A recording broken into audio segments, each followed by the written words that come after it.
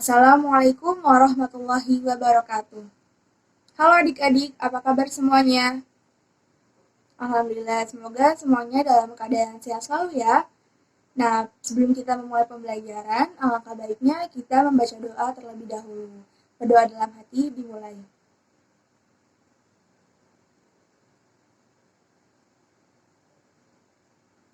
Baik, selesai. Oke adik-adik, pada hari ini kita akan mempelajari mengenai program linear.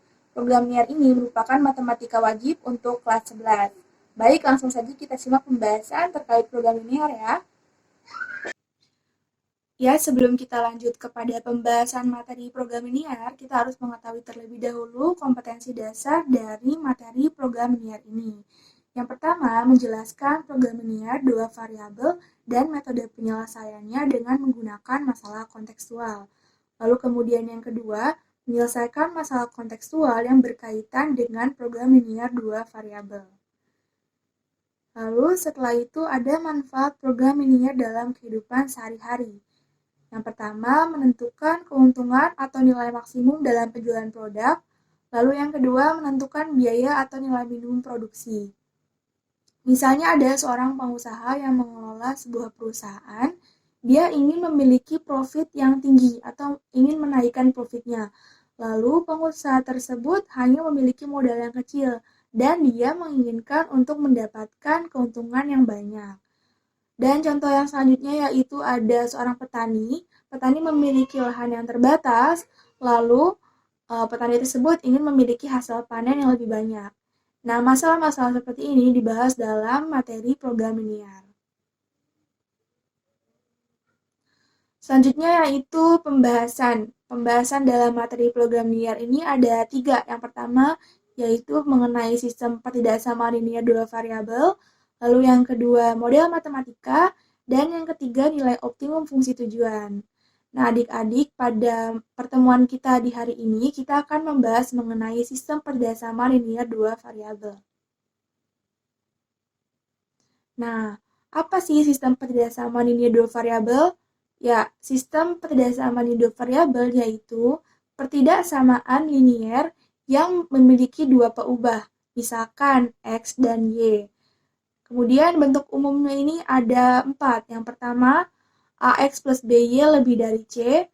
Lalu yang kedua, AX plus BY lebih dari sama dengan C. Yang ketiga, AX plus BY kurang dari C. Dan yang terakhir ada AX plus BY kurang dari sama dengan C. Nah, kita lihat nih ya pada contoh di samping ini, manakah yang termasuk pertidaksamaan linear dua variabel? Coba kita lihat yang pertama, X plus 3Y sama dengan 9. Nah, adik-adik, apakah ini termasuk pertidaksamaan linear dua variabel?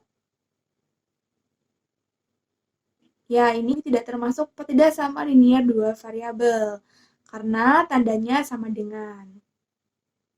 Kemudian yang kedua, 2Y lebih dari sama dengan 14. Apakah termasuk pertidaksamaan linear dua variabel? Ya, benar adik-adik, ini termasuk pertidaksamaan linear dua variabel. Angka 14-nya itu bisa berpindah ke ruas sebelah kiri. Jadi 2Y min 14 lebih dari sama dengan 0. Kemudian contoh berikutnya, 5X min 2Y kurang dari 10. Apakah termasuk pertidaksamaan linear dua variabel?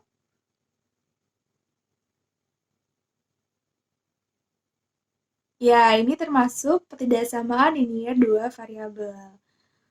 Lalu kita lihat lagi contoh yang berikutnya, itu ada X plus Y min 3 lebih dari sama dengan 2. Apakah termasuk pertidaksamaan linear dua variabel?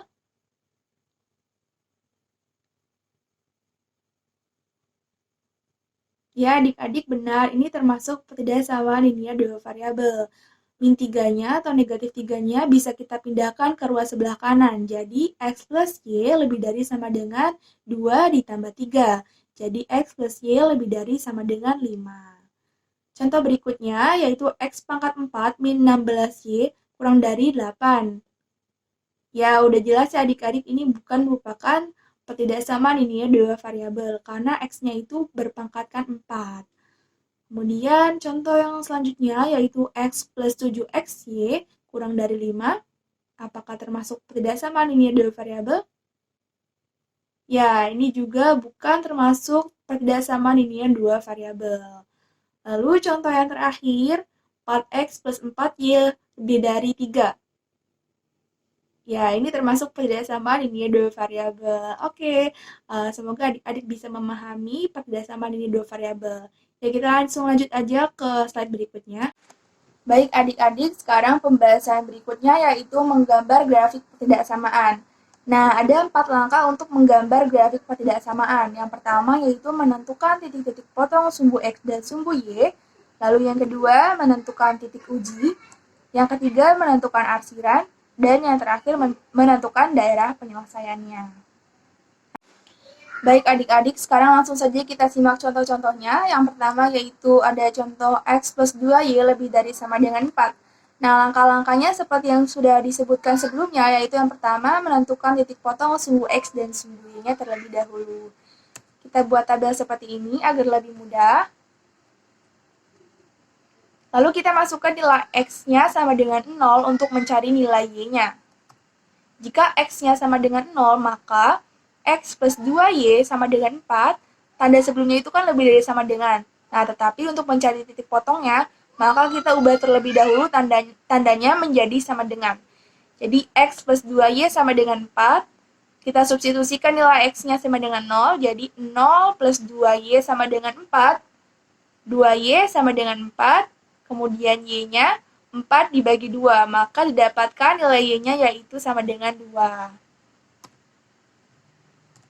Ya, sekarang kita masukkan nilai Y-nya sama dengan 0 untuk mencari nilai X-nya. Nah, X plus 2Y sama dengan 4, terus X plus 2 dikali 0 sama dengan 4. 0 itu nilai Y-nya tadi ya, yang kita masukkan.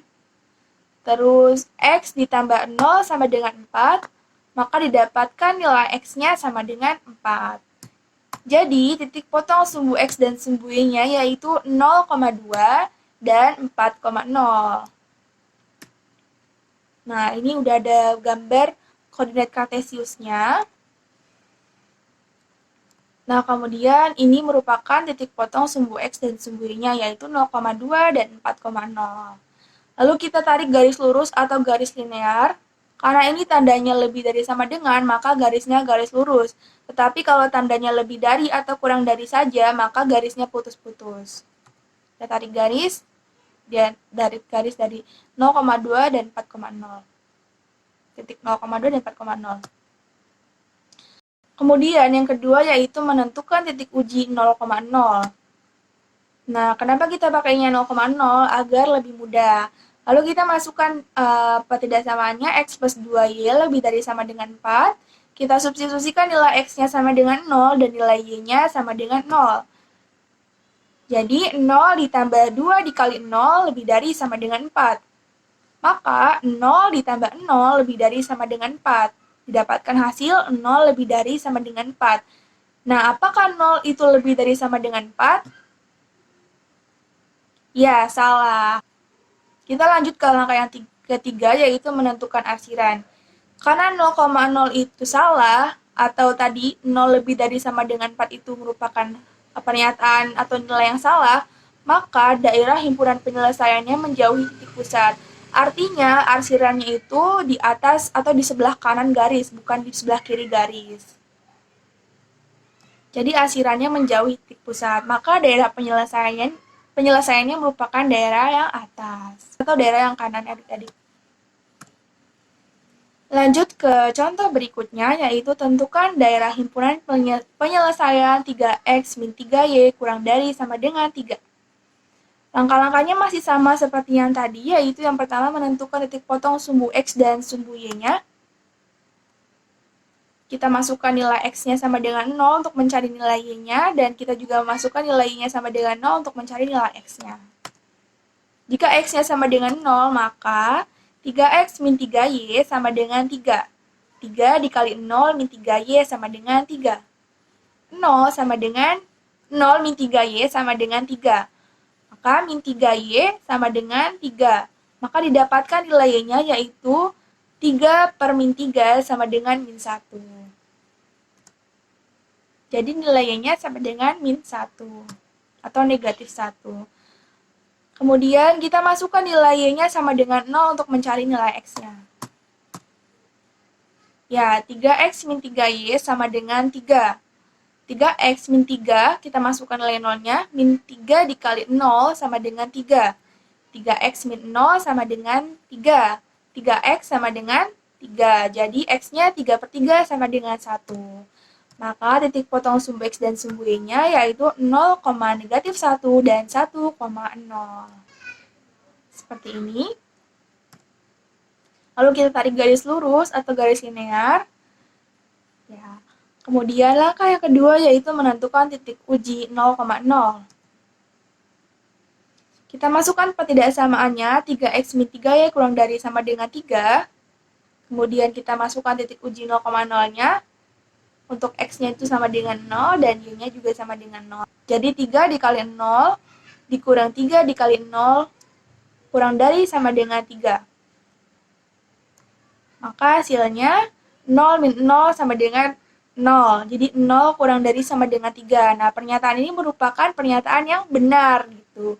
Jadi 0 benar ya adik-adik, 0 itu kurang dari sama dengan 3. Maka yang langkah terakhir yaitu menentukan arsirannya. 0,0 benar, maka daerah himpunan penyelesaiannya mendekati titik pusat. Artinya daerahnya itu yang sebelah kiri, ke dalam.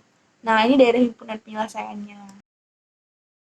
Baik adik-adik, alhamdulillahirrahmanirrahim, kita sudah mencapai akhir pembahasan materi pada hari ini. Semoga materinya bisa bermanfaat. Jangan lupa berlatih. Wassalamualaikum warahmatullahi wabarakatuh.